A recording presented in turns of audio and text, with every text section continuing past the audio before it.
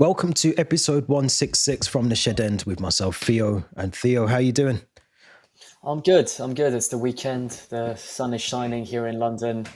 Chelsea are in the Club World Cup final. A lot of reasons to be positive and happy. So yeah, Yeah, looking forward to the next few days. Looking forward to tomorrow's match. How are you doing? I'm good. I'm good like you, it's a rare 30 degrees in Liverpool, so I'm making the most of it. I'm not complaining. I'll be hot. I'll be whatever the weather wants me to be as long as it stays like this for the weekend. So I'm good. And like you said, Chelsea Club World. Did we honestly think we were going to be in a Club World Cup final when it kicked off? I don't think we did. Oh yeah, I'm not going to sit here and say I thought it would happen because I was quite pessimistic about it. I thought there'd be a lot of fatigue going into that Conference League final and kind of the back end of the Nations League matches. So the fact we are in a final, I think we can give ourselves a massive pat on the back. Yeah. A lot of people on Twitter are saying that like our route to the final was easy, but we beat Benfica, who topped the group over Bayern Munich. Yep. We beat Fluminense, who beat Champions League finalists Inter Milan. And Yep. like I always say, you can only play what's in front of you. Exactly. Those are the teams we got. So yeah, I think we did really well to get to the final, and it's a huge credit to us. No, I agree with that. I think, I've always said, if you're in a tournament like this, obviously other fans are going to say that it's not a good tournament, it's this, it's that, but we're in it, so of course you want to win the tournament, and to get there, whatever route you take to get there, you still have to turn up on the day, you still have to win games. Al Hilal surprised a lot of people in the way that they got to where they did in the tournament. So I think you have to respect everyone that you come up against and just, put out your best performance. But we're there, we're here. We're going to talk about that later on against PSG tomorrow. Big game for us. But let's talk about some transfer news first of all. I think we did touch on Noni Madueke last week, but for the Fabrizio, here we go, which literally just posted again another tweet with the green tick, which almost cements the fact that this deal is done. It's done. I think it's around 52 million for Noni Madueke to move across London to the north of London for Arsenal. I'm going to do it on camera. If you're watching on audio, I'm actually pinching myself, right? I can't believe this deal is actually happening. Talk us through, what's your thoughts on it? What do you think? I think the fact we're both just smiling and grinning like Cheshire Cats says a lot about how we feel about this transfer, because I think we massively pulled Arsenal's pants down here. 55 million for a player who's been very inconsistent for us in the last 2.5 years, who Arsenal fans don't even seem to want. I think I'm sure you've seen they were graffitiing all the murals around the Emirates and giving, abusing Arteta with all kind of vulgar words. It says a lot about Arsenal, how Arsenal fans also perceive the transfer. And what I always think to myself, is this a transfer or a player that's going to take Arsenal to the next level? And the answer is no. And is this like money they could have invested in someone like Rodrigo, kind of maybe close the gap between what Gyökeres wants and what Eze and other, exactly. And I think if I was an Arsenal fan, I would much rather see the money being invested there. For Chelsea as well, I think we've got a lot of new exciting players like João Pedro, Estevao, that I think can come in and do probably a better of a job than what Madueke is doing. And also for me, if a player is even flirting with the fact of wanting to join Arsenal, tells me that I don't want him at the club anymore. So it's kind of like I don't know, it's a win-win for everyone that's involved in Chelsea, in my opinion. And I think the icing on the cake is the Kepa transfer, the Madueke transfer, and what we've earned so far in the Club World Cup. We've generated 140 million so far this summer. That's easily paid back the fees that we paid for Delap and João Pedro. I think we've done really well here. And I always say, wish him the best. But when someone's joining the dark side of London, you can't really wish them the best, can you? No, I think it's... I'll be honest, it was a deal that did surprise me, because I think for a player that's at the Club World Cup, he played a couple of those group games and he's come on as a substitution, even in the Fluminense game early this week. And for someone who agreed personal terms so quickly, bearing in mind you're in another country, you're at a tournament, you'd expect these things to be done. Maybe you have the conversations of a potential move whilst you're away, and then you get the things wrapped up when you come back off, from America. But to have the personal terms agreed so quickly tells me a couple of things. One, I think he's getting paid a lot more money, or at least a percentage more money than he is currently at Chelsea. Second of all, I think he's been given assurances that he'll play maybe a few more games or maybe a handful. He'll play a bigger role at Arsenal than he currently is at Chelsea. But I just don't. I was speaking to someone about this earlier on. I don't see what his best qualities are, and we've both kind of probably said at different times, a period of times, that he has got potential. He looks like a half decent player. Maybe we just need to see a little bit more of him. But that time has almost come and gone now. He's had opportunities, and he just doesn't show. I just don't know. Yes, he's a bit pacey. He can run a bit. He can't. His shooting isn't amazing. He can't cross a ball. He can't take on a defender. He cuts in a lot, which is very predictable. So I just don't know what Arsenal think they're going to get that we didn't get out of this player. And if you look at previous history, I'm trying to think of a Chelsea player that's been to Arsenal and has been really successful over there. I can't think of that many. So I do think we've got the better end of the stick here. I really do. And like you said, we've recouped a lot of money back we've made profit on a player as well that hasn't really been sensational for us. I've got a question for you though. I just feel like the last few years in football have really kind of given me an answer to this question, but do you think loyalty is still a thing in football nowadays? I think it's a dying breed. I think you look at, I'm trying to think now, there's not many, there's not many footballers that, and maybe that's just because of the way that football is now. There's a lot more opportunities, a lot more English players. You see like Jude Bellingham and Trent, for example, at the moment. And I'm not saying this wasn't happening back then, but it seems to be happening a lot more. Joe Bellingham's just gone to Dortmund as well. You're seeing a lot more players having opportunities to go abroad, and that wasn't really the norm back then. It wasn't just everyone was up. The door was not open for literally every player or majority of players to go abroad. It was more for the players that were outstanding for a particular reason. I think back to like Steve McManaman when he went to Real Madrid. He had that was off the back of a really good, season for Liverpool. But now you can have one good season at Sunderland, and before you know it, Dortmund are trying to get you. So I do think. I think it's a dying breed. I don't think you'll see much loyalty in football. What do you think? Do you think? I mean, I know what the answer you'll probably give is, but do you think someone like Noni Madueke showed a lack of disrespect in the way that he's probably jumped ship very quickly into his Chelsea career with 5 years left on a deal still? I think it's always a bit disrespectful when you're agreeing terms with a club when you're playing in a tournament, still wearing the shirt of the club you're representing. I think, like we mentioned a few episodes ago, those players that were at, I think it might have been Kepa's wedding, and they all kind of had the little pact to probably sign for Arsenal that summer. And Havertz, I think, became an Arsenal player a week later. But I agree with you. I think kind of this loyalty is a dying breed now in football. Long gone are the days of Francesco Totti, whose whole career played just for AS Roma. Long gone are the days of guys like Thiago Silva, who would just only play for one country, one team in every country. I think there was John Terry. I was listening to an interview with him the other day, and he said that when he was playing for Aston Villa, he had something in his contract that said, should Aston Villa get promoted to the Premier League whilst they were still in the Championship, he would miss the 2 games against Chelsea. No way. Because he wouldn't want to play against Chelsea. So it just goes to show you that there's certain players, these more experienced kind of veterans, I feel, that knew what it meant to play for a club, represent the team. Whereas now I just think it's a dying breed of these players that just probably want the lifestyle of what the city can offer them, and also just want probably the best money that any club can offer them. And this is what we've seen with Madueke. We've seen with a few of the Brazilians like Willian and David Luiz.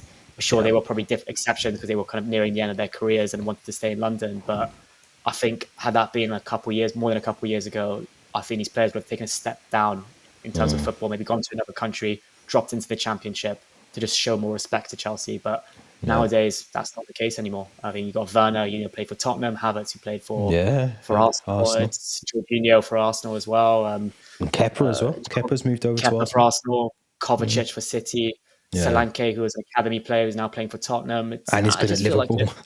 And he's been at Liverpool. I just feel like like you said perfectly, it's a dying breed. It is. It does. I mean, I obviously editing the sort of mini episodes that we're doing, and I've got to Frank Lampard, and you could see when he scored that goal when he went to. By the way, he didn't actually realise he was going to Manchester City. He signed for New York City, who were owned or still are owned, I think, by Man City. Man City said, we want you to come to us. So he didn't actually sign directly from Man City. It was a move to New York City that ended up with him going on. Anyway, but when he scored that goal against us, you could see already, as soon as the ball hit the back of the net, he was just a bit like, I don't know what to do. It was almost like I didn't want, I'd rather that went over the bar or it went wide of the post, but you could see the embarrassment almost that he'd scored. And I think it probably hurt him a little bit, to see that he'd scored against the club that he still obviously holds close to himself. Yeah, I think João Pedro had a similar kind of feeling on Tuesday of his 2 goals. I think apparently Fluminense fans were heartbroken by that, absolutely heartbroken. You could they see were it. gutted for news, but the fans just felt like it was a player that they kind of developed, knocking them out of the semi-finals of the Club World Cup. We'll talk about that in a bit, but I think the second transfer we want to talk about, or transfer rumour, is Djordje Petrovic to Bournemouth, isn't it? Yeah, it's I'm gutted. I am. I know you bumped into him the Tuesday, and I thought he was going to put in a little word, 2 words, and say, look, we've got the podcast over here, come and jump on it, and also make sure you don't leave Chelsea. But he's I'll be gutted to see him go. I don't think he's been given he hasn't been given the opportunity to show what he can do as a Chelsea goalkeeper, and I think that is the only thing, especially with goalkeepers. We know how hard they are to come by. There's not many, I don't want to say world-class, but there's not many confident goalkeepers that you can be confident they're going to be able to distribute the ball. They're good shot stoppers. They command their box from set pieces. There's not many. And I would say he's probably in that box of possibles where he could do all of those things. And to lose him, it just doesn't make any sense. What's your thoughts on it? Yeah, gutted. I feel like you look at our selection of keepers right now, that's almost pretty much certain we won't be going back in for Mike Mignon.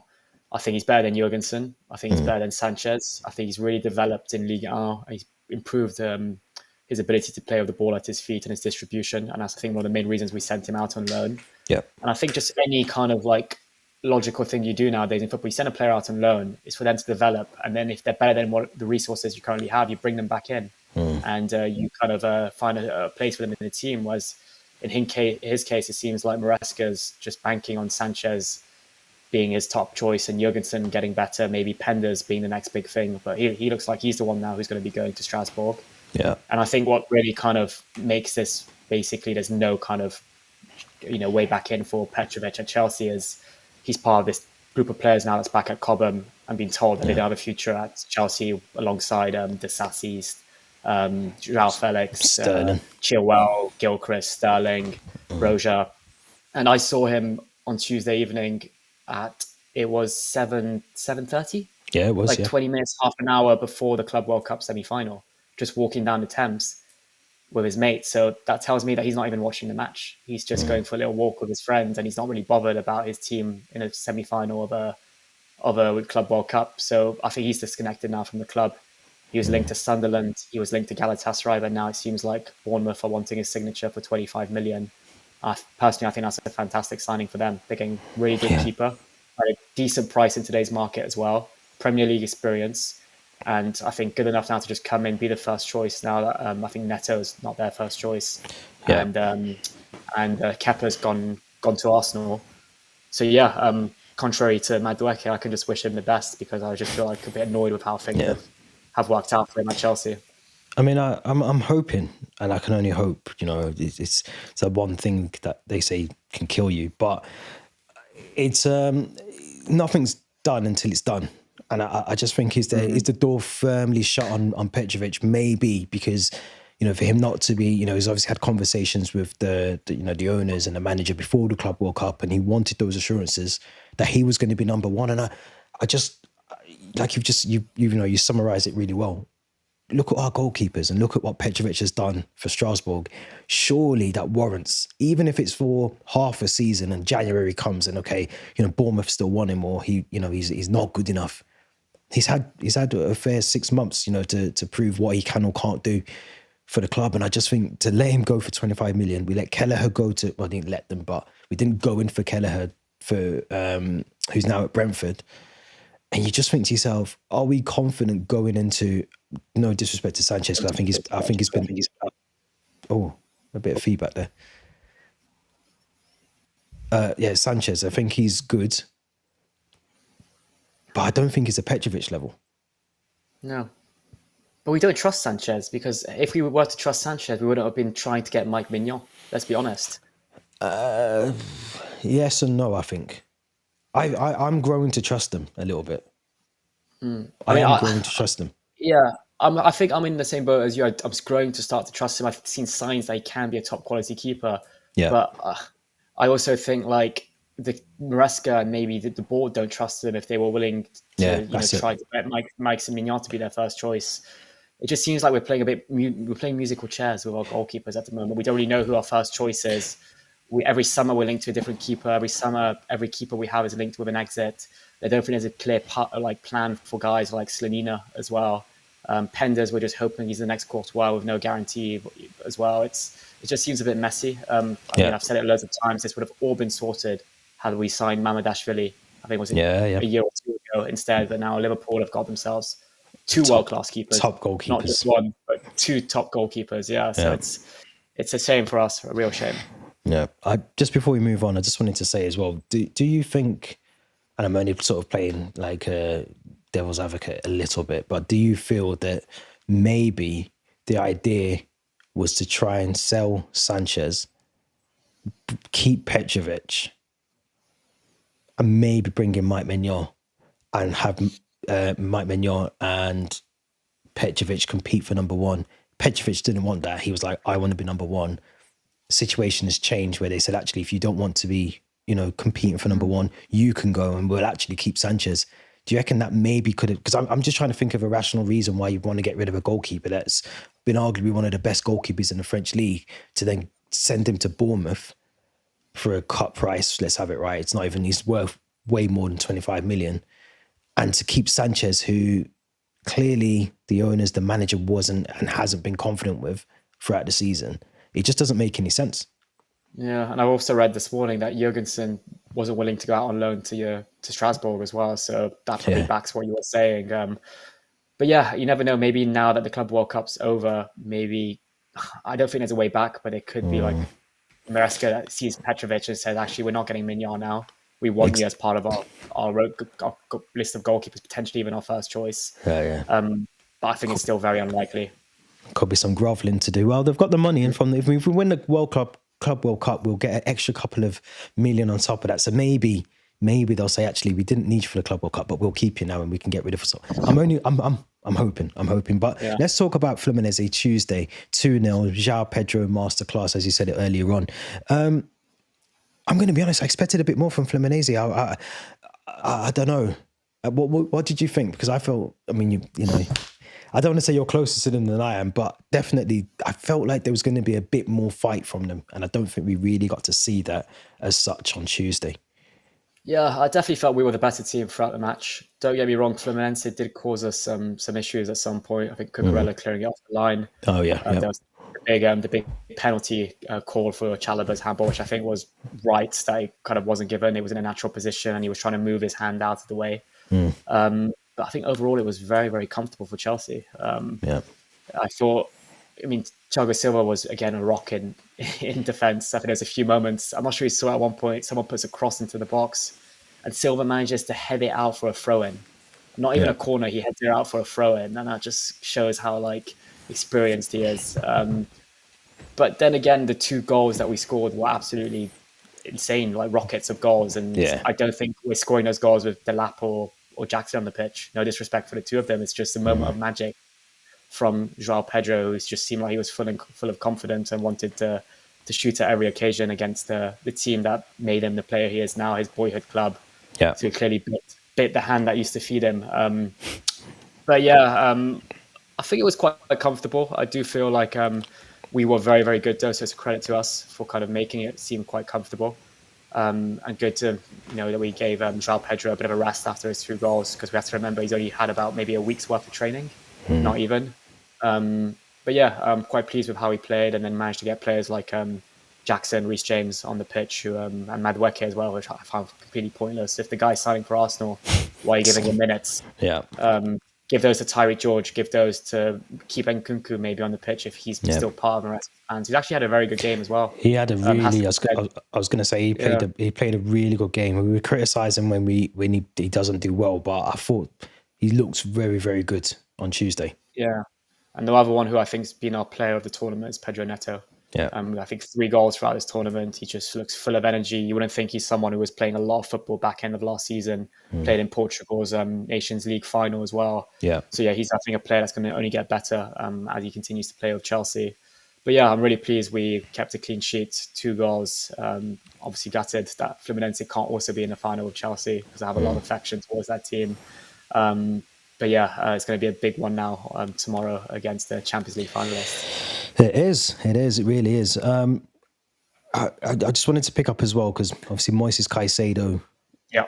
was. I mean, he's back in training now. By the looks of it, he's been doing some training. There was a video I think a couple of days ago where he was getting off the team bus. I don't know if you got to see it, and he was limping. He was heavily strapped up, and it didn't look like he was going to be likely.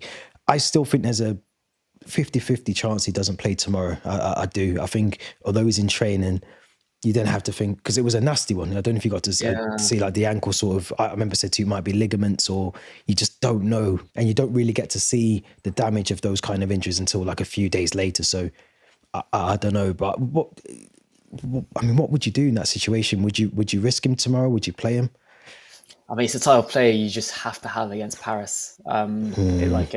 At the detriment of the season, though. I mean, imagine it's something that it's on the line, or makes it worse by playing tomorrow, and then before you know, he's out for 2 months, 3 months of the season. No, I mean, I know there was a couple images that got released yesterday where he was in training, but I won't really call that in training. He was on a bike, and he was also he was doing a bit of like mat work, like core kind of exercises.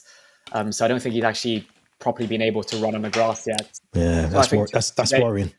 Yeah, today's going to be really, really kind of important for Maresca and the medical team to assess him to see if he's able to play tomorrow. So I think Asugo is also injured, if I'm not mistaken. Yeah, he's not fit. Lavia won't be fit, I don't think, as well. So it kind of probably leaves Andre Santos.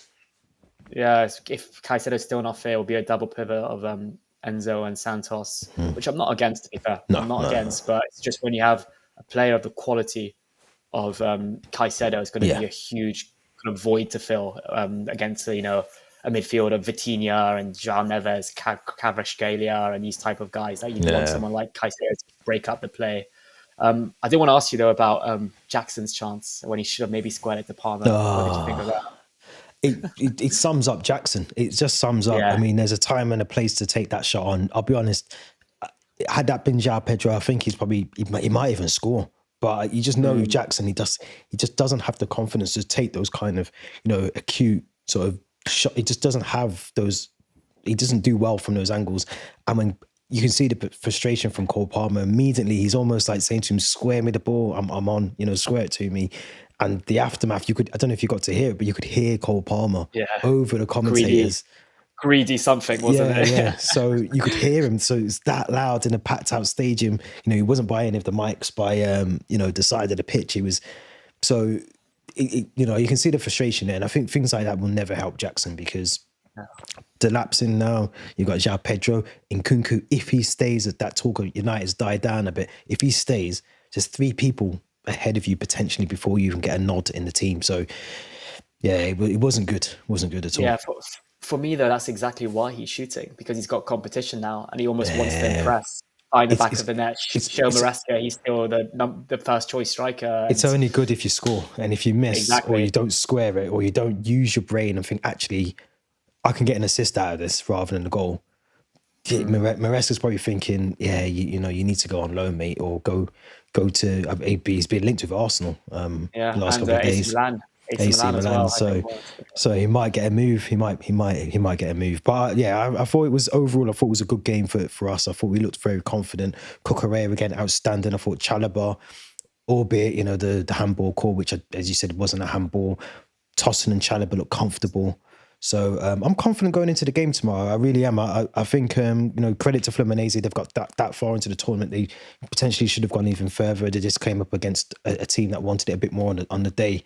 But let's talk PSG, who demolished Real Madrid. I didn't see the game, but 4-1 is we can't even blame tiredness or fatigue, because at this stage of the tournament, you've got this far. So I can't even blame that for Real Madrid. But what's your expectations from PSG tomorrow? Massive game for us, final.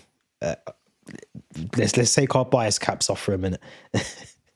Yeah, I mean, Madrid were all over the place defensively against Paris. They kind of reminded me a bit how we were last season in pre-season under a new manager, just defensively making mistakes, lapses in concentration.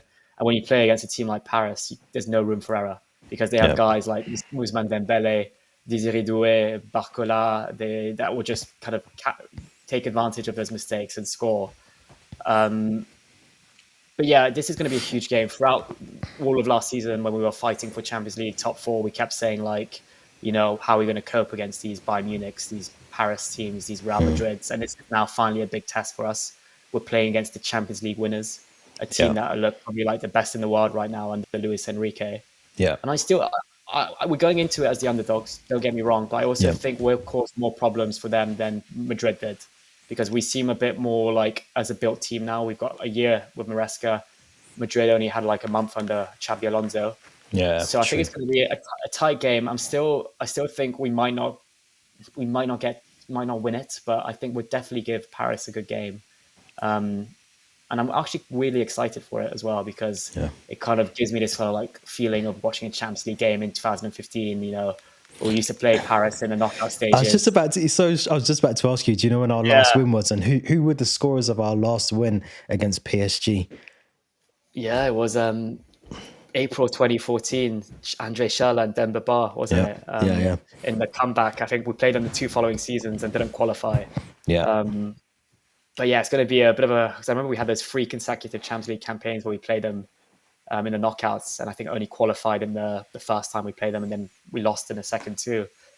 But yeah, this is a different Paris side. They don't have these big egos like Verratti, Ibrahimovic, Cavani. They're a bit more of a built team around that youth worries and me. talent. That worries me. That's the bit that worries me, the fact that they've got no egos in that team anymore. They've got no Messi, no Mbappe. Doué is brilliant, Dembele is brilliant, Kvaratskhelia is brilliant, and they all link up. Their counter-attacking football, I think, is what will destroy us tomorrow. I think if they're on the day, on the job, and they're all synced and they're all working together, we won't stand a chance. We just will not stand a chance against that front 3. And that's me taking the bias cap off. If I put my bias cap back on, what I will say is Cucurella has been immense and been amazing at left back. I think Tossen's been brilliant in this tournament in terms of calmness and controlling the back line. Maybe Levi Colwell comes back in or Trevor Chalobah, but I think either or have to be composed in this game, because if they're not, we'll do our predicted lineups in a minute because I want to know who you've got at right back. But whoever's at right back, they've got to be switched on at all times. Yeah. At all times. Yeah, I mean, someone like, it's going to be Sanchez who starts, but like Sanchez can't afford to do his like stupid passes or his missed kicks, because I think it was a Flamengo game. He did that a few times, got away with it. But against Paris, you won't get away with that. There's punished. No chance. We'll get punished. My 11 very quickly will be James as the right back. I'd have Colwell and Tosin in this one, with Cucurella left back. Enzo, I'd have Caicedo, but I don't think he'll be a fit. So I'll have Enzo and Andre Santos. Okay. I'd keep Nkunku actually. I'd keep Nkunku. Okay. Then I'd have Palmer and Neto, and then I'd have João Pedro again as a striker. I'm not against that. Actually. So it's almost essentially the same team, bar Santos and Colwell comes back in. Colwell comes back in, Maybe Delap will start and Palmer will play the 10, maybe Pedro on the wing. But I just think, like, don't change something that worked so well in the previous game. So I think I would like to see João Pedro start the game just off the back of what he did on Tuesday. And I think Delap is someone who could come on if we are winning. Yeah. Let's say it's 1-0. Let's hope it's 2-0. And there's 20 minutes left in the game. I think Liam Delap would be the perfect substitution to bring on. Someone who can hold up the ball well, physical. You can get in between the lines. He can make things happen and be very disruptive. I think if it was the other way around and we're chasing the game, we need a goal. Has João Pedro got that in him to just find something and unlock it? I don't think. I'm not saying he can't do that, but I think you don't want to be chasing the game and be making those subs. I think let's get the lead.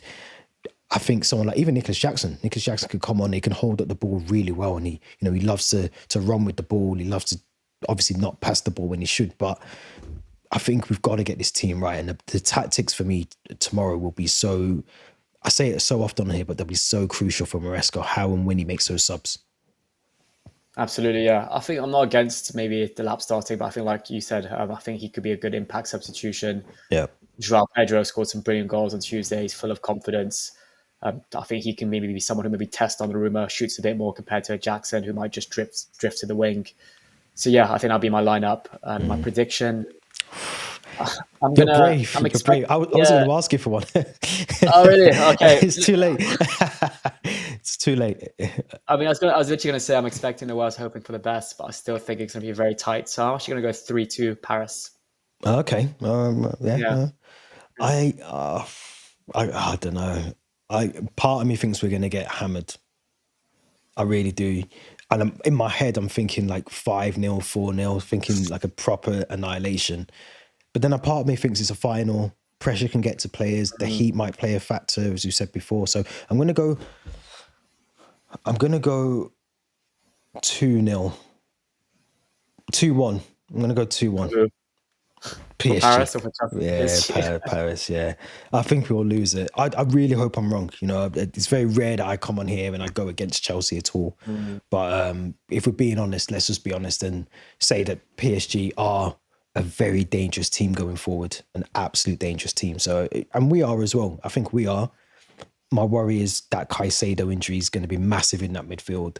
To lose someone like him and not have him tomorrow is going to be massive. But I'm confident. I am confident. I want to be wrong. I'd love to be proven wrong. I'd love to come back on here celebrating a victory against PSG, Paris, and Club World Cup, and we get the badge. If we win, we get the badge for 4 years. For the next 4 years. But what I will say is, I know we both went against Chelsea here, but knockout football, the final of a tournament, anything can happen. 90 minutes, 120 minutes, anything can happen. We've seen in the past underdogs in Munich, underdogs in Porto, and we won it. So hopefully we'll be saying the same, underdogs in New York, and we won it as well. Yeah, sounds weird saying that. It really does.